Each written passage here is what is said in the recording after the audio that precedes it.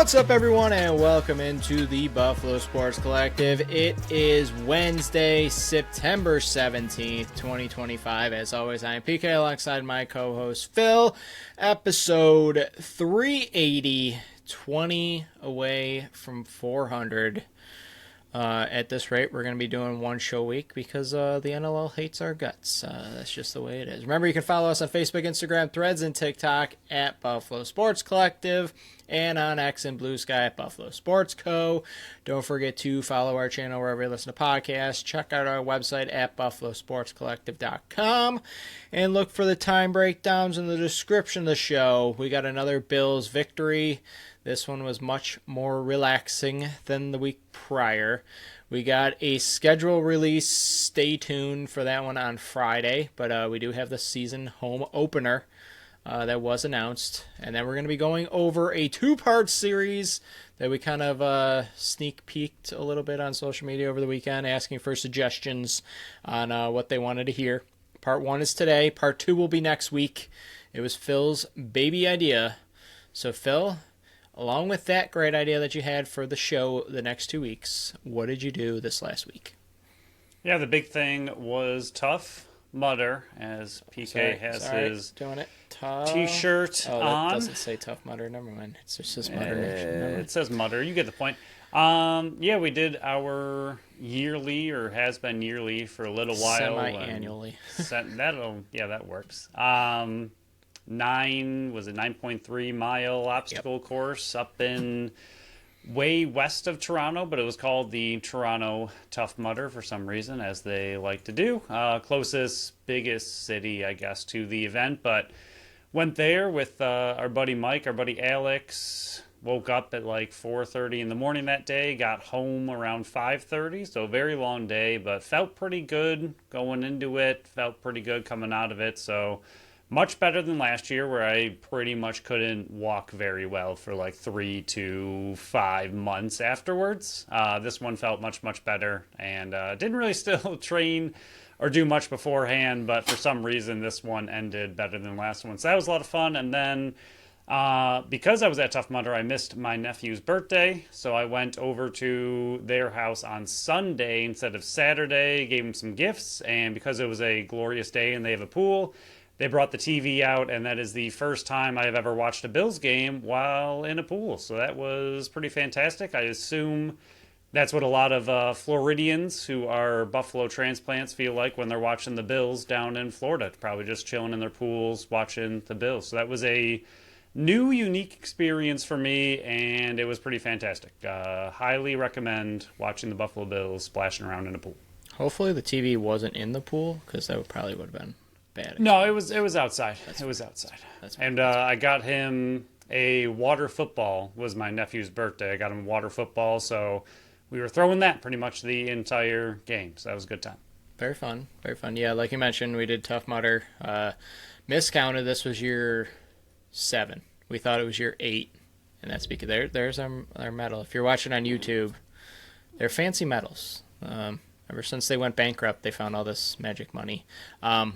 Dual-sided. It's year 7. We started in 2016, not 2015, which I originally thought.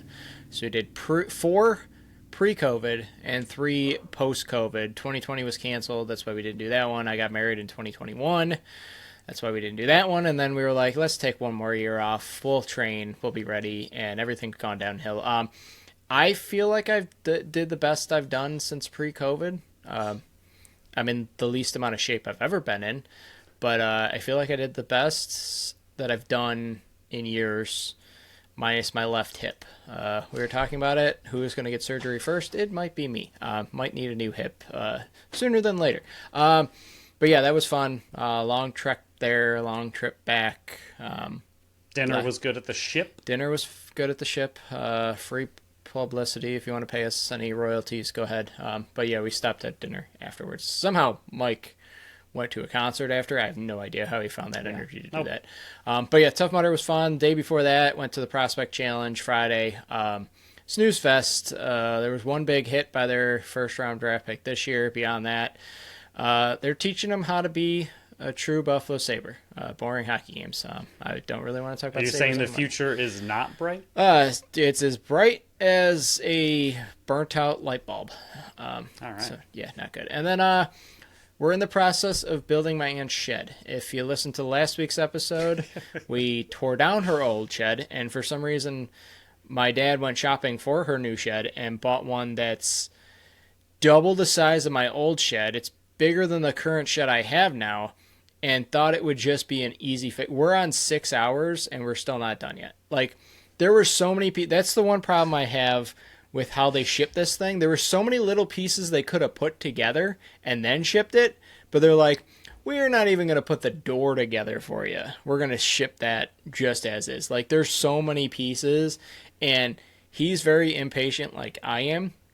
So by the time I got there, everything was boxed and like sorted. But because I was helping him build this, I didn't know where anything was. So it would have been easier to like unbox together and see like what this all is. And he goes, yeah, I have this piece, this piece, this piece, this piece. I'm like, oh God. So we spent 4 hours on Monday. We spent another 2.5 on Tuesday, and we're still not done. And then there's some spots in the roof that we still have to, like, the roof pieces are done, but then there's like skylight roof pieces that have to go in. The windows aren't in yet, and for some reason the door doesn't close right. So out of all that, we're still, it's a struggle for one woman that lives in a house that doesn't have a ton of stuff that goes in this shed. I don't know why he bought the shed he did. Makes no sense. Was it on sale? I don't know. It could have been just like that small one that you lift off the top, like a tiny little bench shed. That would have been easier. But You want yeah. the one for like kids' toys? Yeah, that would have been fine. That's all she needed. She did not need this big of a shed. It's a lot of work. But yeah, we're motoring through that. We'll hopefully finish it this coming weekend. Fingers crossed. No idea. That door does not seem like it's going to close right. But yeah, let's move on to what did close up right, and that was the Buffalo Bills on the New Jersey Jets season. They stink. They're awful. I think it shows that Pittsburgh's defense is going to be much worse than we thought it was, because Buffalo's defense just gobbled them up. I think it was their least amount of yards allowed in like 20 or 30 years, something like that. Buffalo did. They won 30-10. Again, we're doing this on Wednesday. Everybody's already heard it, but you're listening to it for the show for our opinions, so we're gonna give it. Allen didn't really have to do much, and I lost in fantasy because of it. James Cook kind of took over, and I felt, I said it once, I've said it a million times: pay running backs.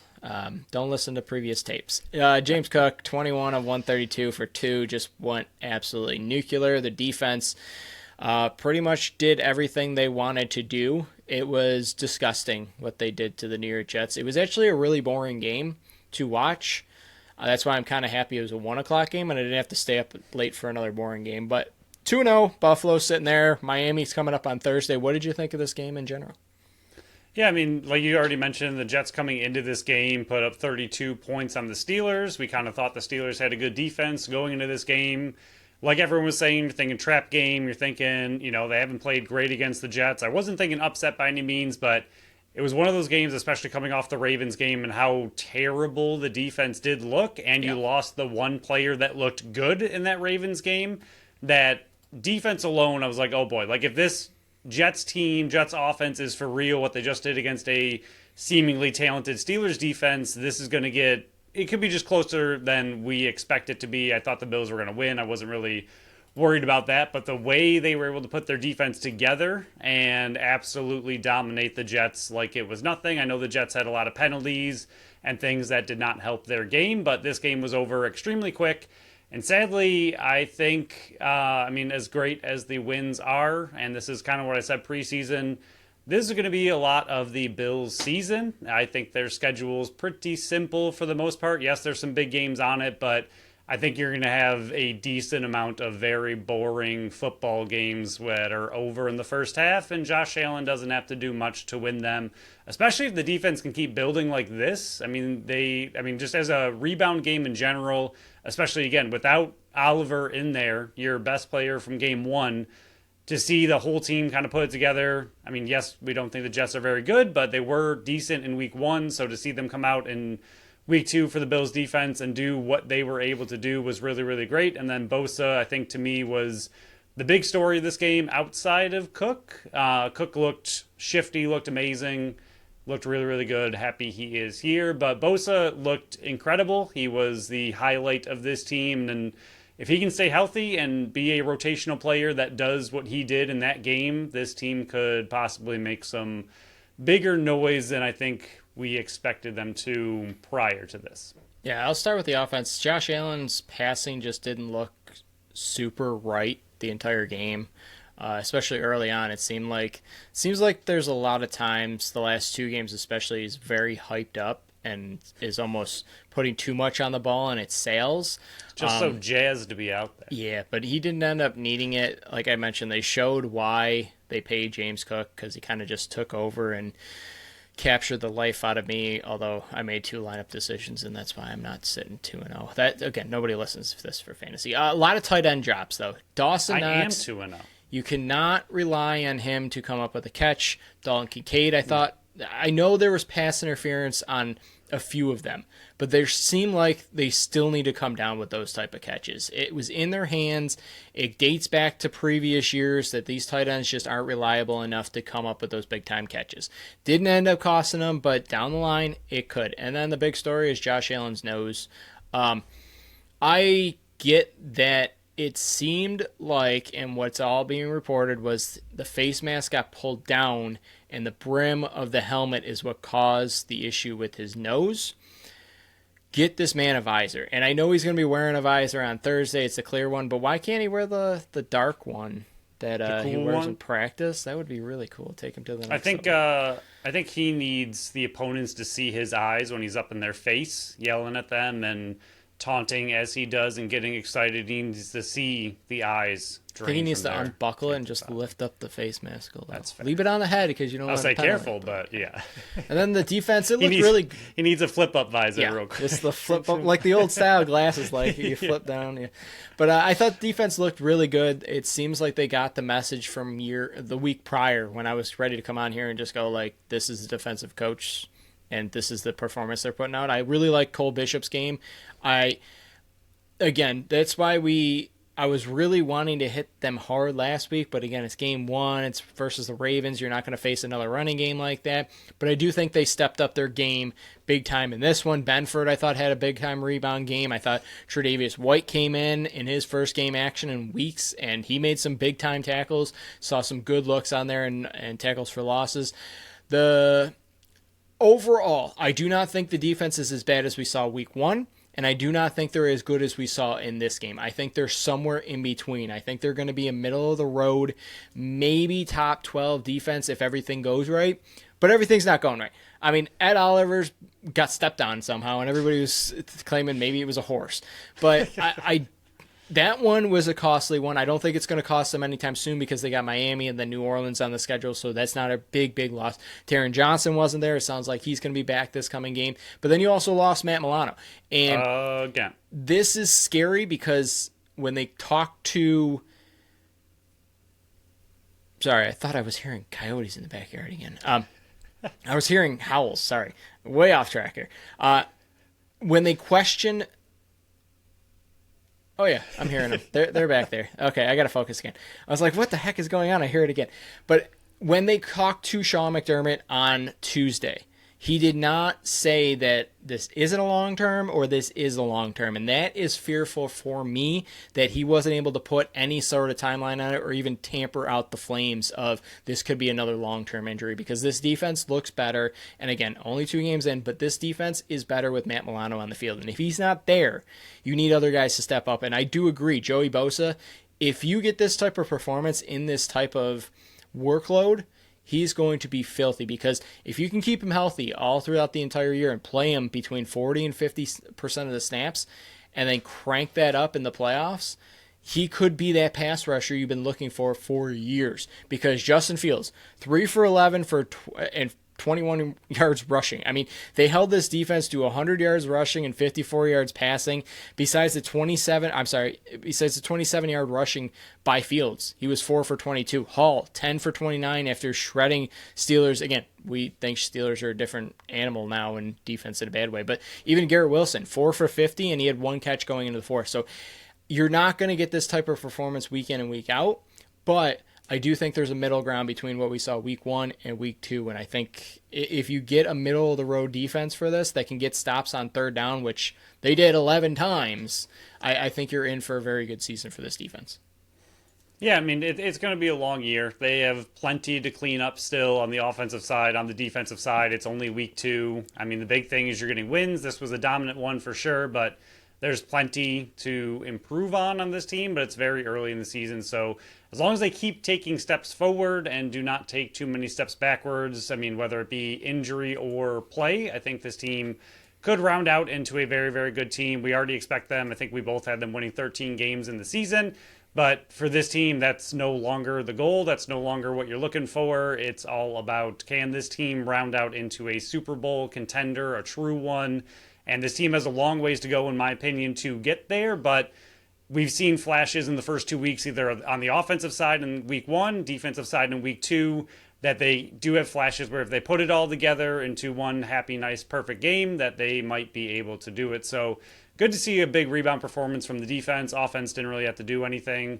Milano, hopefully it's not serious, but Bosa has 1 sack, I believe, on the year, so he's got a long ways to go to get to my 10 bold prediction. But hey, he's on the way now. He's on the way. He does have 3 forced fumbles, which is something that Bills really that is really impressive. But yeah, the number 1 seed is up for grabs with them. I mean, I know we didn't have a ton to talk about in this one, but it was kind of a boring game, like we mentioned. Prater 3 for 3.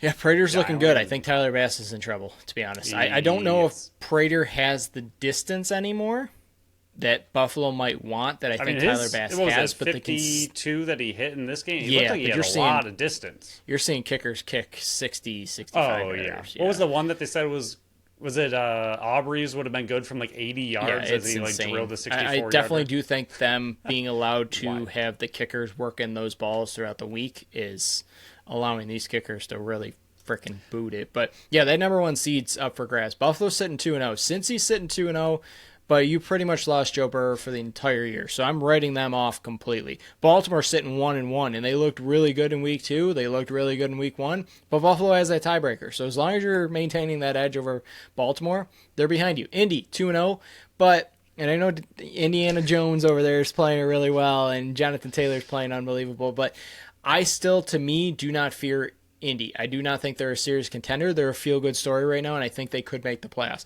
Chargers, that's, to me, the number 1 weapon right now, is they're passing it really well, and they're not even getting Hampton going in the running game. They're sitting 2-0. Kansas City's 0-2. The number 1 seed's up for grabs, and that's the one thing that this regime has not been able to do is get the number 1 seed. Again, everything matters in the playoffs, but if you can get the number 1 seed, make it a bye so we don't have to fix our schedule in January and get that number 1 seed and one less game that you have to worry about, that is important. And the next game on the schedule is Thursday versus Miami. I'm making a bold prediction here. I know we don't do it very often. I think Buffalo absolutely smashes them. And this isn't a Buffalo homer. If you've ever listened to the show, it's not a Buffalo take. Josh Allen, some reason, gets up for Miami week in and week out. I think he's going to put up 5 touchdowns, whether it's through the air or running. I think it's going to be 5 combined touchdowns. I think Buffalo wins this game by 24 points easily, if not more. And Mike McDaniels, his days are numbered because, what was his quote? You're only winning games when you're winning games, and when you don't, you lose them. I believe it's something along those quotes. He had the stupidest quote I've ever seen in my life. He's so weird. I used to love his weirdness, but then the league adjusted to it. You can't be bad and weird. You can be good and weird. And now he's I watched his post game as well, and he just looks like completely defeated. He doesn't care. Like, he doesn't look like Mr. Suave McDaniels anymore, who was riding high and having good, like, fun times, and Dolphins were good. He just looks so dejected, and he's like, I don't know, like, I'm a head coach, I guess. And even Tua, his responses of, like, you got to come back to the ball. I can't throw it 80 yards. It was just, they're a very strange train to watch right now. Yeah, but they weird. Buffalo's got that Thursday night. It's another primetime game, and it doesn't affect their schedule, so I'm fine with that. But, yeah, excited for that one, especially if you got Josh Allen on fantasy. James Cook, stay out of the end zone, man. Just do a pitch forward. That's all I want. But we'll move on. Bandits open the schedule for the first time in a long time at home to start the season. There's 4 games in opening NLL weekend. That is the weekend after the U.S. Thanksgiving. And we do have some Canadian listeners. That's why I'm saying the U.S. Thanksgiving. Full schedule is ready to come out this coming Friday at noon. I'm interested to see all the team's social media activity because hopefully there's some fun and unique videos. Even if the videos stink, just do something. Involve it somehow. But what are your thoughts on Buffalo opening the season the first weekend possible in the NLL season, the 29th, 7 p.m., and I believe it was Georgia, right? I have to go back and look. I'll look while you're talking. I can't remember. To me, it makes sense on the one hand of it is the prior championship team won the Super Bowl, or the Super Bowl, my goodness, won the NLL Cup, banner raising, all that should kind of be one of the first games of the season, if it's possible due to scheduling. As far as someone who's going to go to the games, I like a later December schedule. I mean, even last year when they had the 1 million buys to start the season, it was kind of nice for, where crazy season is pretty much all of December. Even that is Thanksgiving weekend, which for some people is great. For me is a lot of extra work. So that's going to be a very, very hectic weekend for me. But overall, I think it's nice for the NLL season to start with the opening weekend having the Bandits and having that banner raising. And to me, in a weird way, like that kind of kicks off the year. Once that is raised, like you can kind of move on to the next championship. Like until that banner's up there, it's still kind of, to me, in the Bandits' pockets. Like they still own it until it's up in the rafters. And at that point, you're kind of like, okay, now we're looking for the new champion of this season. So to get that out of the way early kind of makes sense to me.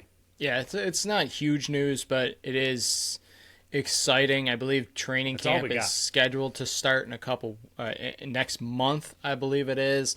Month after that, the season's supposed to kick off on opening weekend. Again, CBA for everybody still asking. Everybody asking, hey, when are we going to hear anything about the CBA? I think I've put it in multiple comments now, and I know we joke on this show like we haven't heard anything, but we're well aware. That's how negotiations work. Like when NFL's going through, you're not hearing, things are going well, things are going smooth, blah, blah, blah, blah, blah. And especially in a smaller league like this, Adam Levy's not tweeting anything out. So that means it's definitely not getting out of there because he would have it if it is. You're just going to have to, and I know it's annoying, and I know fans are really itching for this, and I know it's a really big deal. There's no CBA, there's no season. I get that. But I think the best thing that people can do is you're just going to have to sit on your hands and wait. You're not going to get news until there's news to present, whether that's good or bad news. There's just not going to be any news out there. That's just the way it's going to be. And sadly, we're just going to have to deal with it. We've been making adjustments on the fly on our show, trying to come up with more content for it because there's just nothing to put out there right now. And that kind of leads us into the topic of today's show. But before we do that, nice little tease, we're going over our first and only sponsor of the show, Tap That Tap Room at 363 Delaware Street in Tonawanda, New York. It's Buffalo's first woman-owned self-pour bar featuring 30 consistently rotating taps. They offer a variety of beers, ciders, sours, seltzers, and malt beverages, including a fantastic patio. PK, tonight on Wednesday night is the weekly trivia with Geeks Who Drink. Thursday, though, is a very special Thursday night with the Buffalo Bills watch party as they take on the Miami Dolphins, as we just discussed. If you missed the information the last couple of times, Tap That Tap Room is the place to be for Buffalo Bills watch parties with a free-to-enter jersey giveaway at halftime just for being in attendance, and $6 Twisted Tea and Angry Orchard all game. As is with the Bandits watch parties, the sound will be on every single TV. And finally, on Friday night, they have happy hour from 3 to 7, plus live music featuring the Vandals starting at 8 p.m. And to find out what else they have coming up, head to their Facebook page. And to find out what's on tap and what's on deck, head to tapthattaproom.com. Phil, this was your idea. I absolutely loved it. Took a little bit of work, a little bit of research and everything. But we thought, and especially you, thought it would be a fun idea to kind of take a look back on how Buffalo ended up getting to those, not just 5 straight finals runs, but 3 straight championships, and kind of how the team was formed and where all these players ended up coming from, and it wasn't all good leading up to this. I mean, before then, and I don't have the numbers in front of me, I'll pull it up while you're going to be talking, but they missed the playoffs quite a few times. And I believe they made it to the finals in 2016. They missed it in 17. They missed it in 18. And then 19 started that finals run. So before this run, they missed the playoffs 2 straight seasons. It was not a good time. In the 16-17 season, I believe that was the last year of Anthony Cosmo in net. And then they went through a transition phase in net. And this is what we're going to be talking about. Part 1 of this 2-part series, part 1 is kind of going over how they ended up getting to the finals and, seeing that defeat back-to-back years, and you had the COVID years mixed in there. So this first part is kind of mix in all the bad before you can get to the good. But there's plenty of good in this bad that got Buffalo to where they are today. And we're going to start with the 2017-18 season. And back then, if you can believe this, I mean, it was 7 years ago, actually 8 years ago at this point, there were only 9 teams in the league. At the most, there was 15. There's 14 now. But you had Buffalo, Calgary, Colorado, Georgia, New England, Rochester, Saskatchewan, Toronto, and Vancouver. That same year, Buffalo went in and they drafted Josh Byrne first overall. They brought in Chase Frazier in the second round. They traded out Ryan Benesh for Callum Crawford and Alex Bouquet. Then they traded Crawford for Sean Evans. Yeah, that's how long ago it's been. They ended up finishing 8-10 that season. But overall, Phil, what was your thoughts on that final year of Troy Cordingley behind the bench before we kind of got to this new regime behind the bench, but that, last year before starting this, big time good run? Yeah, like you mentioned, I think the big thing with this is that it isn't like, it's a much smaller league, so it makes sense, but championship alone, it wasn't like the championship. To get to the championship, the drought wasn't enormous, right? Yes, they hadn't won since 2008, but they had been there recently in time. So you were waiting for everything to happen, but it wasn't like it had been years and years and years and years since they were successful. But this was 100%, as you kind of see, a rebuilding season. Finishing 8-10 was a bummer. It didn't feel great. It didn't look amazing, but you could see where they were headed. You could see that it was a rebuild phase. This is, no offense to Bouquet, but he is not Matt Vince. Not many people are. So you could just kind of see that this season was a kind of a rebuild, a little bit of a teardown, and 8-10 is decent. You got some wins in there, but for the most part, especially drafting Byrne, getting Fraser, this was a team that was rebuilding to the future. I don't think anyone kind of saw it flipping as quickly as it did after this, but for the season alone, the big thing was the rebuild was in process, and it looked like they were headed in the right direction, even if that season didn't finish fantastic. Yeah, the year before that, they finished 6-12. They missed the playoffs.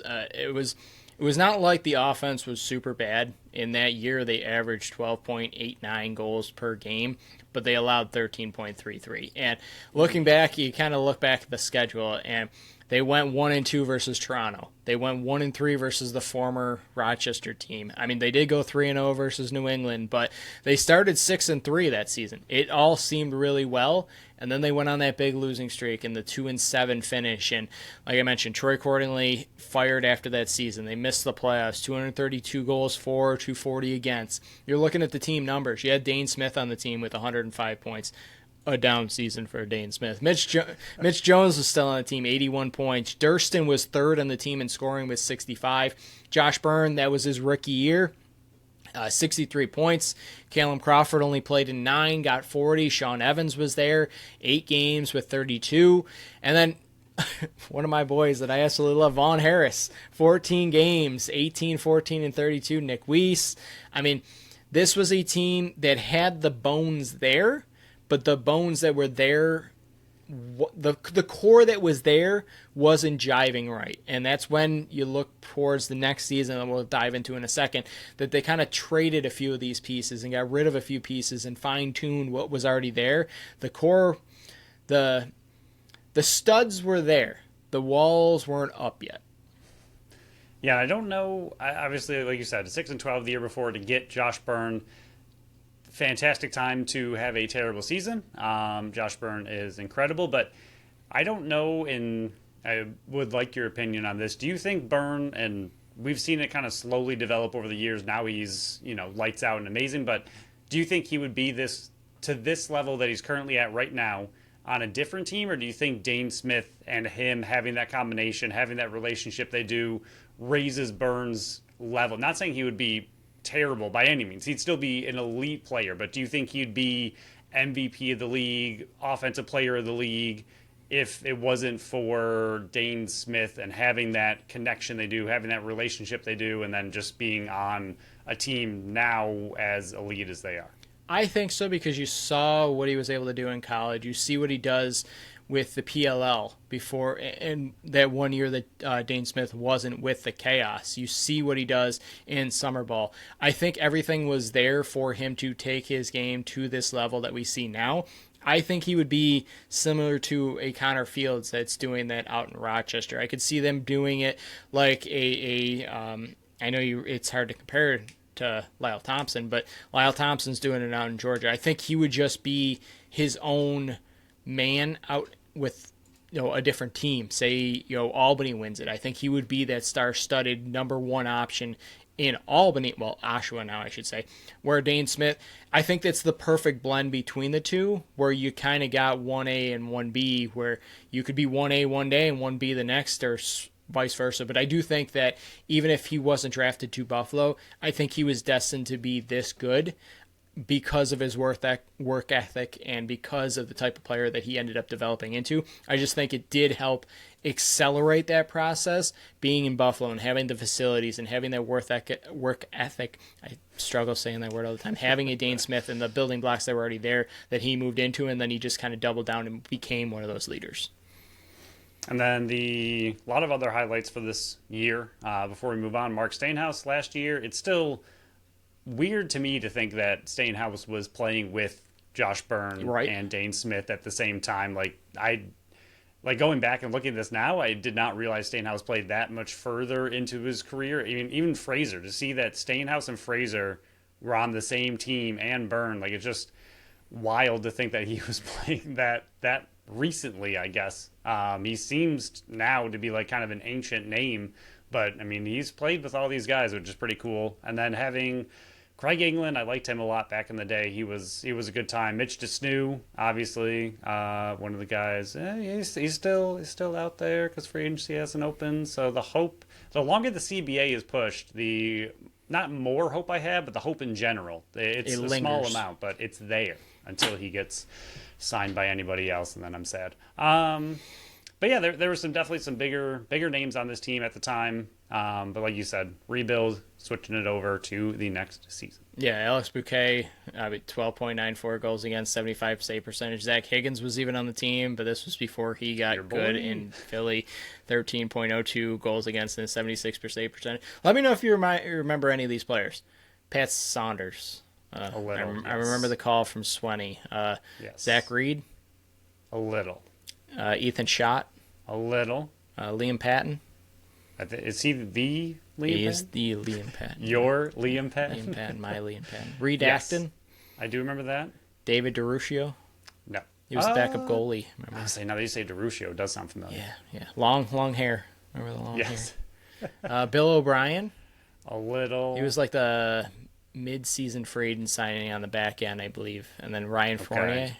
I'll say the name again sounds familiar, But just a couple notable names that were also with the Bandits on that year. But let's flash forward.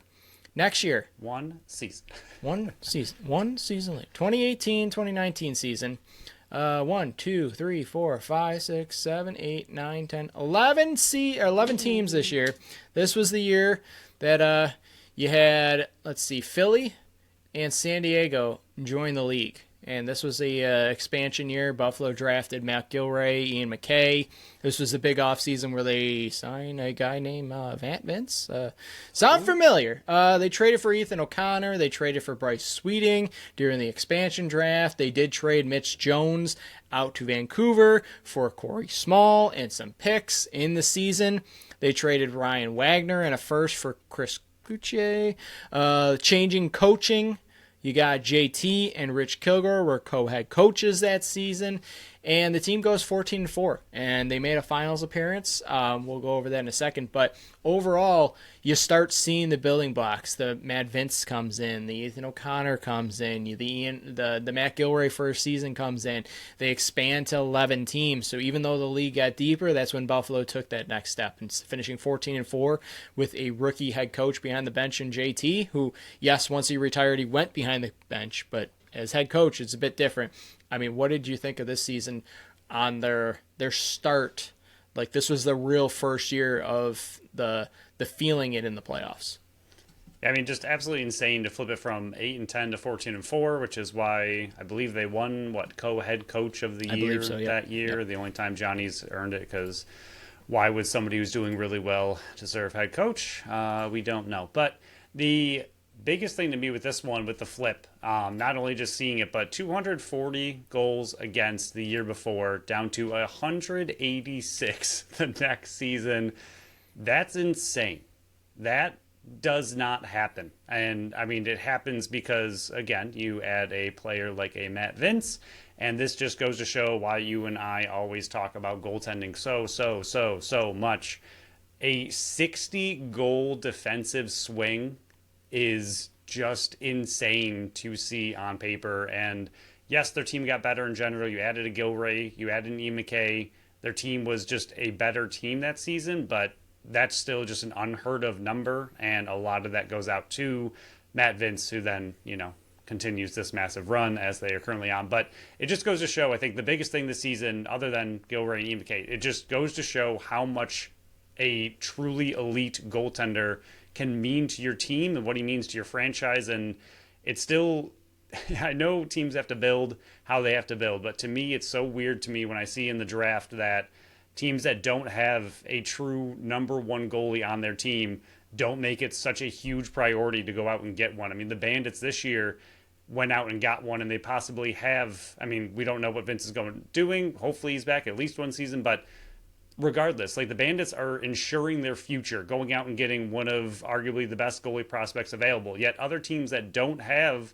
starting goalies on their team aren't making that same move. They're going with a forward, they're going with a defender, where to me, if you don't have that guy, I'm taking as many chances as I possibly can to get that guy on my team, knowing how much he means to a team and to their success in the playoffs, like a Matt Vince does to the Buffalo Bandits. Yeah, I mean, you said it perfectly. The 60-goal difference between dealing with Alex Bouquet and a Zach Higgins to the greatest goaltender, possibly greatest player ever to play the sport. And you're adding, you mentioned it, the Ian McKays, the Ethan O'Connors, the Bryce Sweetings, the Chris Cloutiers midseason, and you're seeing it pay off. And you're going through the schedule here. Yeah, they go 14-4, but 3 of those 14 wins were in overtime, and it's showing, okay, they know how to win games, and they're learning how to win games. They go 3-0 versus Philly. Yeah, they go 1-2 versus Toronto, and I believe you and I were talking that whole time, just going, man, they still haven't been able to kind of defeat the Toronto. And then you're looking in the playoffs, and this was still when the playoffs were a 1-1, and then it was a 3 into the finals, and that's when it was so nerve-wracking. Now it's 1-3 and 5, or 1-3-3, but you square off versus New England in the first round. You win 13-6. Then you face Toronto, and it's 12-8 win. But then you go to the finals, and that's when you face the Chris Biancos and the Calgarys, and you end up falling in overtime to that one. But yeah, this one definitely did hurt. But it was the start. Sometimes teams need to get there and fail before they learn how to win. And that's kind of what we thought Albany was going to be. Now Oshawa, when they got to the finals 2 seasons ago, it's like, okay, this team really does feel like the young Bandits before they made that next big jump. And we both said they're going to be there around for years to come. And then last year they took a bit of a nosedive and fell back a bit. But sometimes teams, and you see this in sports all across the league, sometimes you got to get there and fail to know what it feels like to hurt and not get that just handed to you. Because I guess my one question before we dive into, I know I see some notes on Calgary's game here. Actually, I'll let you go over the notes first, and then I'll ask a question for it, because my question kind of applies to what you're going to be talking about here. Yeah, man, I remember the Calgary finals a little bit, and I still remember them watching it at my brother's old house and watching them lose in that second game in overtime, and I pretty sure, and this is, I mean, classic Bandits fan, but I remember the refereeing not being 100% and a lot of power play goals going in, and then for them to lose by one the way they did in a very impressive back and forth game. It was just a really great game, but you could tell in that series, Calgary was the better team. They were the team that at that time was more established. You could tell they had the stars, they had the team, they were nasty, they were physical. Buffalo just looked a bit on their heels the whole series. You could just tell that one team's kind of not deserves to be there more, but like one team was ready to be there more than the other team that just has a lot of those younger players that hasn't been there. Yes, Vince had been there plenty of times before this, but it was a good series, but I don't think Buffalo was ready to win at that time, despite having their really great record. But they could have won that game in overtime. They had their chances. Chase Fraser already rookie season making highlight reel goals in the playoffs as he continues to do, but the transition of Calgary, which everybody knows about, was absolutely killer to this Bandits team. Their special teams, they had a lot of power play goals, also killer, but I just don't think they were fully ready to win this championship. Even though it was close, even though it was really a good series, I just don't think they were at the level to win this year. Yeah, and you're looking at the team that they had. Dane Smith, 102 points. You had Sean Evans with 94 in 17 games. Corey Small this year was the third leading scorer opposed to Jordan Durston from the year prior. So you got more offense. He had 74. Thomas Hogarth came in there, 61 points. Then Jordan Durston was down there at 47. He had Chase Frazier in his second year putting up 44. Josh Byrne only played 9 games this year, but he put up 42 points. So if you do that, 84-point season, he took it the next step. You had Ian McKay, who had a 32-point season. Chris Kluche in 8 games had 22 points. Matt Vince, 14-2, 10.02 goals against and an 80 save percentage. I mean, other notable players I already mentioned were Brian Wagner, Zach Hayerwires. I hated saying his name. Matthew Bennett. But I guess my question to you now, and I'm going to propose it in the next, before we move on to part 2, and I'll end it there. If Buffalo wins this finals versus Calgary, and they raise the banners, whether they win it in 2 or 3, do you think that the team ends up where they are now? Say they win this one in Calgary, do you think they go on and have a three-peat? Or do you think they win back-to-back? Or do you think they're a one-and-done type of team?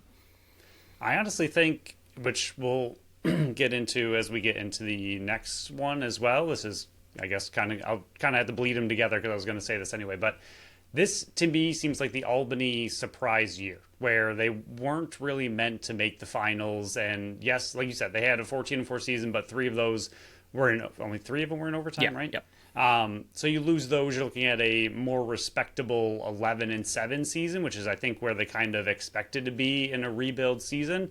And then for them to be able to get past Toronto in the East Finals, I think was huge for this team, but I don't think they really expected to be in the finals. So to me, this was like the surprise year of, oh my gosh, we're here. And then just, I mean, they played well. I'm not going to say they got spanked or anything. They did a good job in finals. But again, I don't think they were ready to win that one. But this next season, we'll talk about in a second, I think this was the one that led to the next 3. I think the next year they go in with how well they did the previous year. They do it again. And this was the season. I still remember this very vividly. We had the It's a party after every single game. They were riding high. Their egos were, no offense to them, but tipping a little bit more than I think we would have liked to see.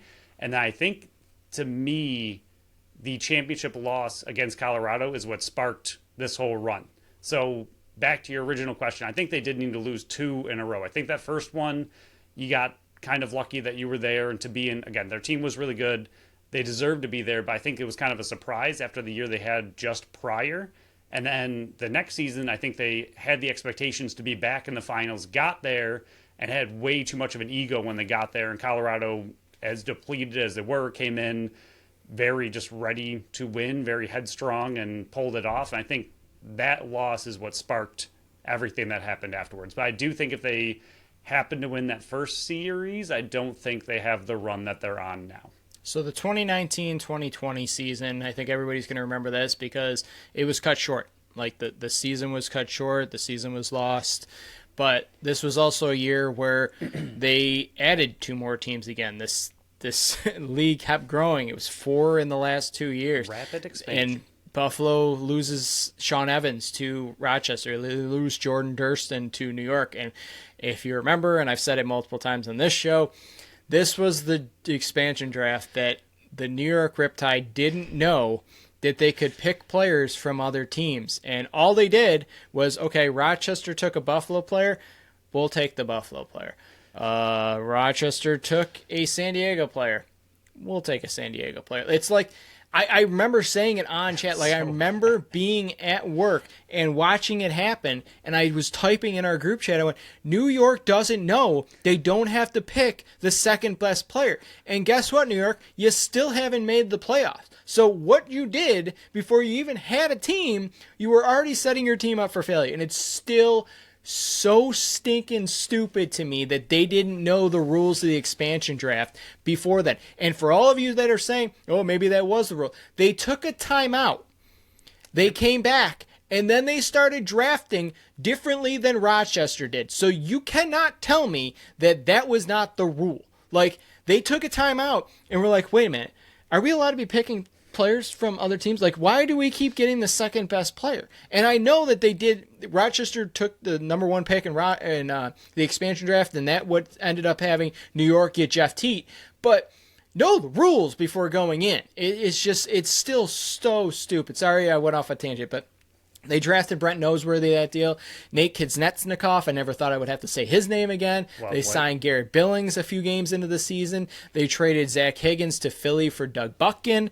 In-season trades, Thomas Hogarth, Dallas Bridle, if you remember him, and some picks go off to, I believe it was Rochester, for Dan Littner and Frank Brown. And, the team was... Still on the team? Yeah, Frank Brown is technically still somehow on the team. But team was 7-4, 11 games through the season before COVID comes and cancels it. And I understand what we were talking about a lot behind the scenes, because this podcast didn't even exist yet, was, okay, what does this mean for the league? And we were kind of very fearful that this league might not survive COVID. And this was a team, and I guess looking back at this, start 6-1, they were 1-3 before the season stopped.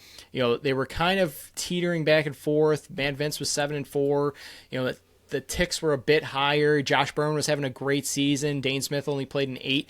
I guess my question to you, looking back at this season, was, do you think this was a team that could have made another finals appearance, or do you think this was a team that was destined to have like an Albany type season where, yeah, they might have snuck into the playoffs, but they wouldn't have won anything? Because, you're looking at some of these games where they win 16-5 versus Rochester in overtime. The week before that, 13-12 versus Colorado.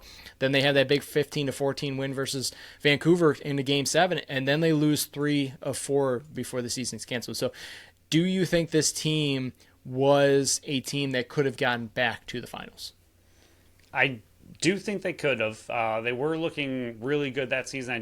I remember that season pretty well, and I think they were one of the top teams. But if I do remember correctly, there was a lot of top teams when the break happened. Like, there were 2, 3, 4, 5 teams that you easily could have said they're the top team in the NLL right now. So I think getting back to the finals would have been very difficult. Probably a little harder than most years. I think they were just, that year just seemed like the powerhouse teams, there was more than 1 or 2 or 3. There was 4, 5, 6 that were all having really great seasons that were scary at that point in the season. I thought Buffalo was one of them, so I think they could have gotten back, especially having Matt Vince. I mean, you can pretty much do whatever you want when you have him. There's always a chance to make the finals. So I do think they had the team and the ability to get back. I do think they were having a pretty solid season. Like you said, started 6-1, started to fizzle a little bit, but they're pretty good at righting the ship when that happens. So I do think they would have been able to make it back. Would they have? I don't know, because that year, again, I think there were some pretty big teams. I mean, Halifax at the break was 8-4. They were one of the scary ones. Toronto Rock was looking really scary that year. The Black Wolves were 8-3. Georgia Swarm 7-5. Saskatchewan Rush were 7-3. That was also the year where there was a East, North, and West. They had a 3-division split. That was interesting. But yeah, there were a lot of teams looking really good at that point. So I think they could have, but it wouldn't have surprised me if they didn't at the same time. Yeah, so really you don't see many of the pieces that were added this season that ended up contributing to what they are now. But the season's canceled. They were taking it week by week. Maybe we can restart the season. And I can't remember exactly when they said, okay, the season's canceled. We're going to start focusing on the next season, which would have been the 2020-2021 season. And that was completely canceled. And I think overall, looking back at it now, that was the correct decision because of all the restrictions that it had, because of the border, trying to get players across the border and traveling and everything. It would have been an absolute nightmare for this team, this league, to kind of operate in that type of system. It was tough for like the NFL and it was the tough NBA, for normal people. Yeah. Right. So let alone a league like this that is smaller end. But season's canceled, but they still have the 2020 draft where they draft a Brad McCulley, a Sam LaRue comes in, a Jordan Storos, a Dalton Solver. The team does sign Kyle Buchanan. And I remember we were talking when we were running on Tough Mudder. I'm like, dude, doing this, I remember they signed Kyle Buchanan in July in 2020, and then the season didn't happen. Did his contract just transfer over the next year? And that's when, I was starting to compile this spreadsheet. Like I was starting to do this back in 2019, 2020, and I'm confused. Okay, that's when the season was canceled. What does that do for the contracts? I'm just going down memory lane here, but this was when I think Steve Dietrich just got bored, and he was like, I got my hands. But I understand some of these moves. Mitch DeSnew gets traded to Toronto for Brock Sorensen, Alex Toulette, and a conditional 2022 first-round draft pick. Now, that was done because of the border restrictions and COVID, and he needed to live in Toronto because of his schooling and what he wanted to do for his career. Then Brock Sorensen gets flipped, and a conditional 2022 second to Philly for Liam Patton. He's back. Justin Gutterding, your boy, and a conditional 2022 third. None of those players ended up playing with Buffalo. And then we'll move on. This one hurt. Matt Gilray in a 2020. Gutterding's fish's name, though. What was his fish? That was like Larry? his big bio. Was it Larry? I think it was. It might have been Larry the Goldfish. His PLL bio, so that he had Larry the Fish, and I ran with it, and he was my favorite player for a long time. Never cracked the lineup once. Then Matt Gilray and a 2020 fourth-round draft pick go to Rochester for a 2020 19th pick, which ended up being Sam LaRue, and a 2021 first-round pick, which ended up being Nanakoke, and a 2023 second-round pick. So that whole offseason's kind of started framing what you now see.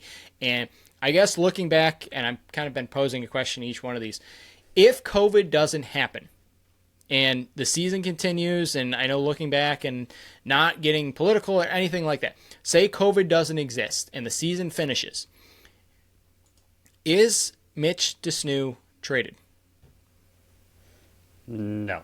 Yeah, I don't think so either. I think he would still be a Buffalo Bandit. Yeah, I don't think there'd be any reason to. I mean, if there was no reason to trade him, like you said, I think it was all about schooling. Yep. I think we were even, not us specifically, I think it was out there that it was about his schooling. I mean, it was about work, and they have lives outside of the NLL. It stinks, but until they make more money, it is what it is. We've seen players traded east to west, west to east. We talk about all the time, even in draft picks. We talk about you got to draft players on the East Coast because that's where they're going to hopefully come back. If you draft a West Coast guy, you're taking a risk that he might not want to play in Buffalo or simply can't play in Buffalo because he's got work to deal with. So I think if COVID doesn't exist, they play that season, I don't think there's any way you're losing a player like Mitch DeSnew. Yeah, I fully agree. And he'd have 3 championships, but he has 0. The border doesn't close. He can still do the traveling back and forth. I fully agree. I do think if COVID doesn't happen, you still have a Mitch DeSnew with this organization. Matt Gilray, different story. He might have still been traded to Rochester regardless. But then you kind of flash forward. So you're kind of seeing these building stones being built. You get Brad McCulley in, Kyle Buchanan signs. Yes, Mitch DeSnew and Matt Gilray go out the door, but you had Vince signed 2 off seasons ago. You have Ethan O'Connor. You have Bryce Sweeting. So all the core pieces are coming in here. Then you flash forward to this final season, and we'll go over here before getting ready for part 2 next week. 2021-2022 season. You expand once more. Panther City joins, so you're up to 14 teams now. They lose Liam Patton. So long, farewell. Miss seeing ya. Adios. They draft Tahoka Nanakoke, Thomas Vason, Colin Monroe, Nick Miller, my boy Nick Miller. They signed Max Adler midseason. Dan Littner goes to Saskatchewan for Justin Robinson, another core piece here. They trade the 2021 13th overall pick and 2022 second round pick to San Diego for Connor Fields. He comes in. Brent Noseworthy goes out the door mid-season for a 2024 first-round pick, and the team goes 14-4 that season. So you're seeing all these pieces slowly build, and that's kind of why I love this idea is, okay, yeah, they won 3 straight, but how did they end up building this team, and how did they end up coming to this? And, yeah, we're going to go over the finals appearance and everything like that, and I'll pose the next question, but you're seeing all these pieces come together. Another team's added to the league. You lose another player to the expansion. That's now 5 teams added to the league since we started talking in the 2027 18 season. So I guess your thoughts on all the moves they made leading into this season that ended up being 14-4 and another finals loss. Yeah, it's really hard to look at everything now. But it's not hard to look at. We have hindsight's 2020 at this point. Like Brent Noseworthy's turned into an absolutely fantastic player. I don't know how well he would fit in Buffalo still to this day with the style of play they have, with the players they have. Everything has obviously worked out amazingly for them. They've won 3 straight championships. So in the end, everything worked out. But I mean, even Connor Fields, like what they ended up losing him for, you spent a lot to get him to Buffalo, and then you eventually lose him not too long afterwards. So, I mean, the moves they made overall, drafting Token Anacoke that season, he's still here, looks really good. Max Adler led them to a pretty good job for his, season and a half? Yeah, this was his first half a season here. That's what I thought, okay. His season and a half, he did a good job when they finally went after a face-off guy for the first time in a long time. But yeah, like Noseworthy for a first eventually, as we'll find out very shortly, works out. But like Noseworthy turned out into a great player, and so it's weird looking at all these moves, especially from a just very, very wide overview. Like to think that this team used to have a Mitch Desnu, who was arguably just Defender of the Year again, and lost him because of COVID. Used to have a Matt Gilray, who PK loves to want as a transition/Defender of the Year player, even though he was a little bit rough this season, took a little bit of step back. He's still good. You used to have a Mitch Jones on this team. You used to have a Callum Crawford, a Sean Evans. Like, it's just so interesting to see these all-stars that used to be on this team and have since been shifted away one reason or another, one way or another, and that has somehow led to them having 3 straight championships and going to 5. It's just so weird to think of these subtractions they've had. On like, just if you just look at the subtractions since their run, you'd be like, okay, well, you lost all these NLL All-Stars across the board. Like, some of these greatest players in the NLL have left your team, and yet it's all worked out to form what we now know as the 3-time champions. Yeah, and you're looking at the schedule, 14-4 is great, but I remember, and this was the first season we started covering this team on this, and we're not going to pat ourselves on the back, take credit, but might as well. But they go 1-3 versus Toronto, and I still remember that our buddy in Texas, Johnny, comes up, and the first playoff game is versus Albany, and I remember us talking about it. Who do you not want to see? And I remember me saying, I do not want to see Albany in round 1 because of how dangerous they were. They had Ryan Benesh, they had Joe Rezateris, they had Riley O'Connor. I mean, go down the list of all the players that they had.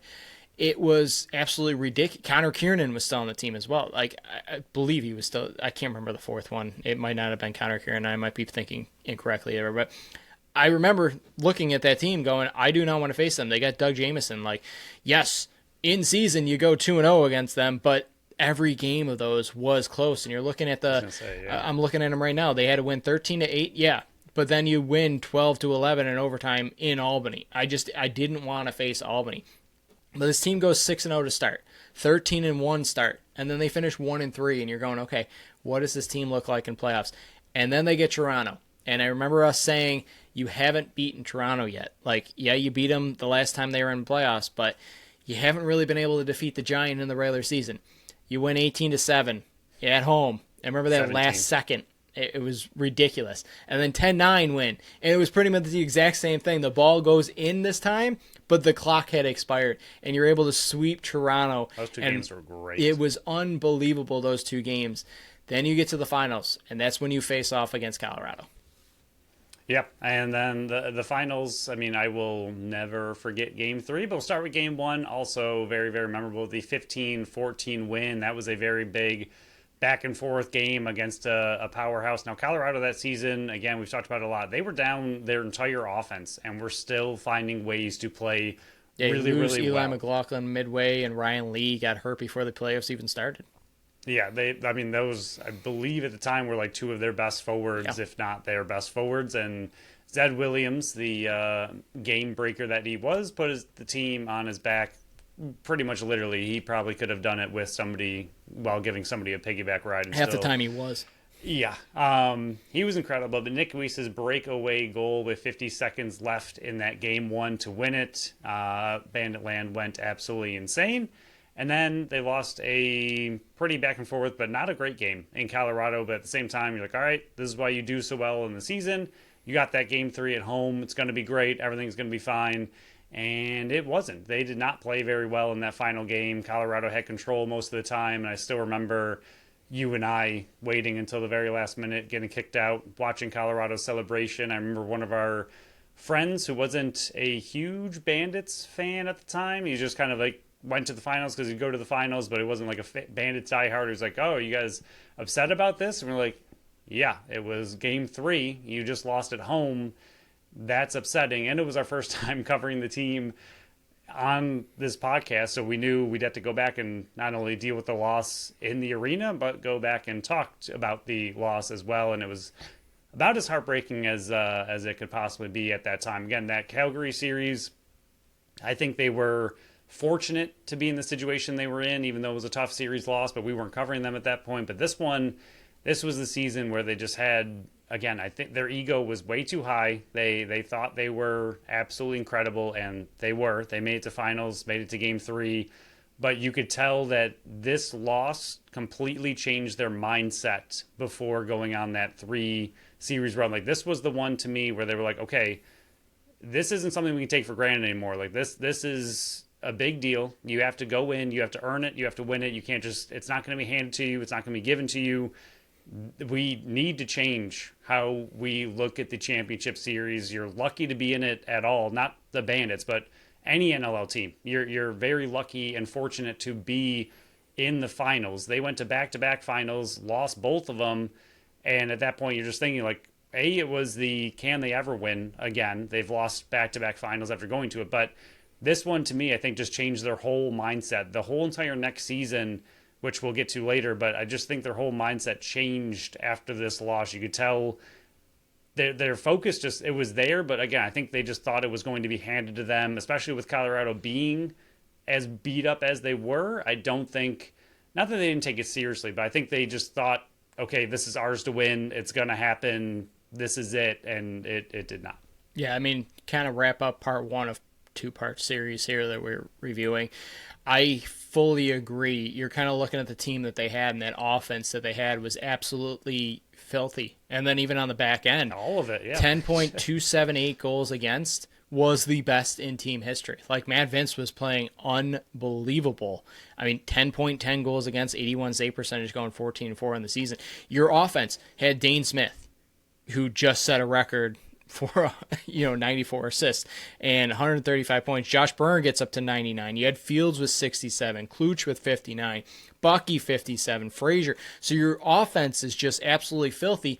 But then they do lose in the finals, and they lose back-to-back games in the finals. They take that first game, it's 15-4, and I do think that, and I guess this will be my last question here because we're already over the hour, but if they do not win Game 1, do you think they win Game 2 and bring it back home and are able to finish it out? Or do you think the end result is still the same? Like, do you think them losing Game 1 would have been better for them than winning it? Because it would have been, okay, this isn't going to be handed to us. Like, if they do lose Game 1, and I'm kind of bringing back hypothetical history, our first ever show, kind of talking about this, but if they lose Game 1, do they go on and win Game 2 and 3? Or do they just get swept, or do you get the same result? Like, how do you feel if game one does go a different direction? I think it'd be the same result because to me, game two should have been the wake up call. Like, yeah, you went away to lose it, but losing 11-8, they didn't play well in that game. I remember that game pretty well. It was just, they didn't look good at all. It was just a very bad loss. Like, that should have been the, oh my gosh, we can lose this series. And then you get to go back home with it being 1-1 at that point. Okay, we have the home floor. We know what we have to do to win now because now we just had our wake up call. This team can beat us. And then they go out and still are not able to get the job done. So to me, I don't think losing game one would have helped, only because I think game two should have been the wake-up call that gets them to, okay, we need to buckle down and do what it takes to win. And they didn't have it that season. Yeah, so that wraps up part one. You got Dane Smith going into the next year sitting 0-3 in the finals. You got Steve Priolo 0-3 in the finals. Mad Vince, Josh Byrne, Chris Kluche, so on and so forth. They're 0-2 in the finals. JT's 0-2 in the finals since then. Can they get it done? They do. They do. But yeah, we wrapped up all the bad parts for part one. Part two will be going over the last three championships. But you're seeing all the building stones here. I still think when you're looking at this, there's still pieces they need to do and need to add to this team. We kind of went over it in the offseason that, is Connor Fields the right player on this left-hand side? And you kind of see, okay, they flipped him out for something different that kind of unlocks the Josh Burns, that unlocks the Chris Kluches. But we'll get into that in part two. I think part one was a good revisit down memory lane, looking back, 7-8 years ago on how exactly Buffalo got there. And let's just remember, goaltenders win championships. Buffalo doesn't reach your finals until Matt Vince is there. But Phil, great idea. I absolutely love this. I am very excited for part two, which comes out next Wednesday. We'll go over the Bills game versus Miami, even though it'll be close to 7 days after it happened. I hate Thursday games anyways. We'll quickly go over it. We'll kind of touch on the schedule, but I kind of have plans for that, so you might have to wait an extra week for us to review the schedule itself. But that wraps up this episode. So we'll wrap it up here. Hopefully we get some news on the CBA, but I fully do not expect it. Thank you for listening to another episode of the Buffalo Sports Collective. Thank you to Tap That Tap Room for sponsoring this episode and this podcast. Follow us on Facebook, Instagram, Threads, and TikTok at Buffalo Sports Collective, and on X and Blue Sky at Buffalo Sports Co. Visit our website at buffalosportscollective.com. Follow our channel wherever you listen to podcasts, and make sure you leave us a review on Apple and Spotify. Until next week, bye-bye.